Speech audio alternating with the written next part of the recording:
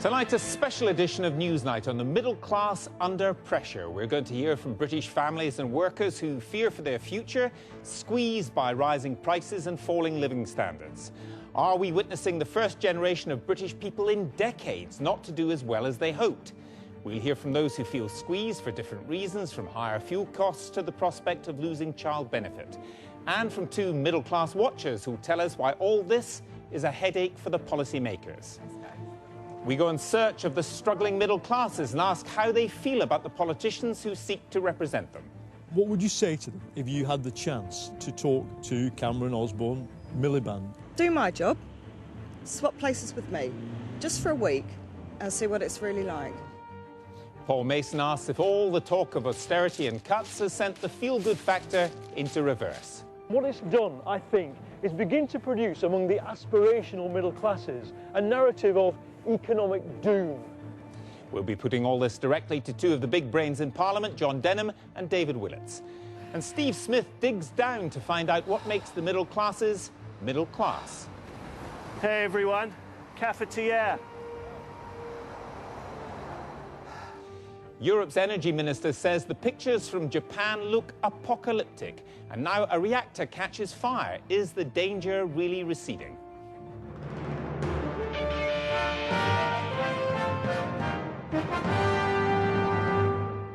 Good evening. The backbone of British enterprise has always been those who work hard and want their children to do better than they're doing. Now, the economic shocks of the past few years mean many middle-income people feel such aspirations are dreams no longer within reach, that prices are rising faster than wages and that home ownership may be impossible.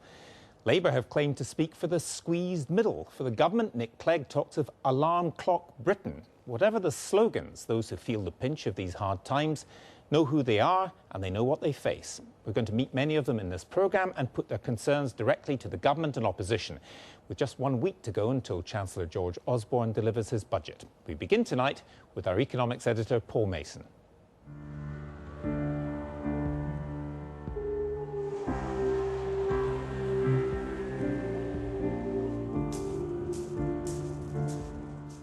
It's been a year of faltering recovery, rising prices, a sense of economic hardship stretching way beyond the poorest.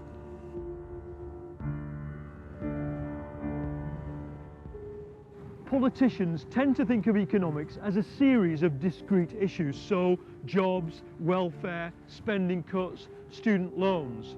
But of course, real people feel these all at once. And what it's done, I think, is begin to produce among the aspirational middle classes a narrative of economic doom.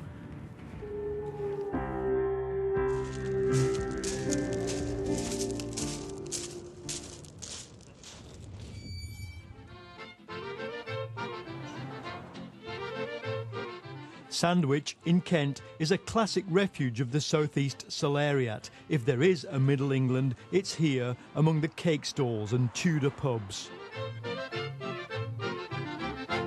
The price of everything's going up week on week, and it's... Tell me how that affects the way people spend money here. They buy smaller pieces and cheaper cuts. It's actually noticeable that people are very buying... much so. We've got to make budget cuts, I know, but the people that are suffering, it's the wrong people in some instances, and it's not the right people in other instances. I don't see how you can cut fire brigade services, police services, and generally the health service. I'm quite concerned as to how it is going to impact on young people and whether it's going to cause social unrest. It won't cause much social unrest around here, will it? You're talking like a real northerner. Am I? Yes. Why? Go on. You've got an attitude now because you're down. No, I haven't. Yes, you have. We've got to get back to, just spending what you earn, basically, not having cars on finance, going on holidays you can't afford. But you don't agree? Well, no, because I don't do that now. I don't live beyond my means, but unfortunately, as I say, all the prices of everything, gas, electric, the petrol, our wages aren't going up at all, and you're beginning to wonder how you're going to be able to manage. The economic facts behind such arguments are stark. Inflation, tax rises and pay freezes have cut into real disposable incomes. House prices are still falling and there's the possibility of an interest rate rise.